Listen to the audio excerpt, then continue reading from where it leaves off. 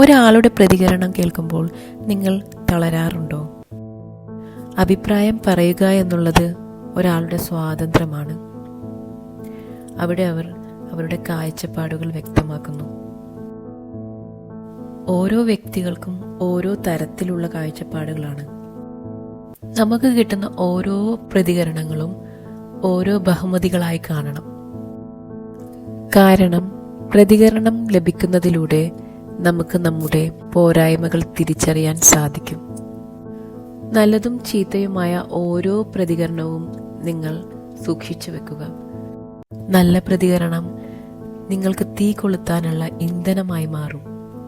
ചീത്ത പ്രതികരണം ആ തീയായി മാറും.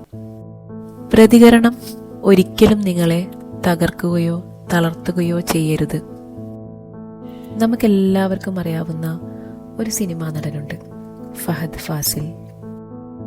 അദ്ദേഹത്തിൻ്റെ ജീവിത ചരിത്രവും നമ്മൾക്കെല്ലാവർക്കും സുപരിചിതമാണ്. അദ്ദേഹത്തിൻ്റെ ആദ്യത്തെ സിനിമയായിരുന്നു കയ്യെത്തും ദൂരത്ത്. എത്ര പ്രതികരണങ്ങളാണ് അദ്ദേഹത്തിന് ലഭിച്ചത്? 80% നെഗറ്റീവ് ഫീഡ്ബാക്ക് എന്ന് തന്നെ പറയാം. അദ്ദേഹം അതിലൊന്നും തളർന്നില്ല. അവർക്ക് കിട്ടിയ ഓരോ പ്രതികരണവും ബഹുമതികളായി കണ്ടു. ഇന്ന് അദ്ദേഹം എത്തിപ്പെട്ടിരിക്കുന്നത് എവിടെയാണെന്ന് ഞാൻ പറഞ്ഞു തരേണ്ട ആവശ്യമില്ലല്ലോ.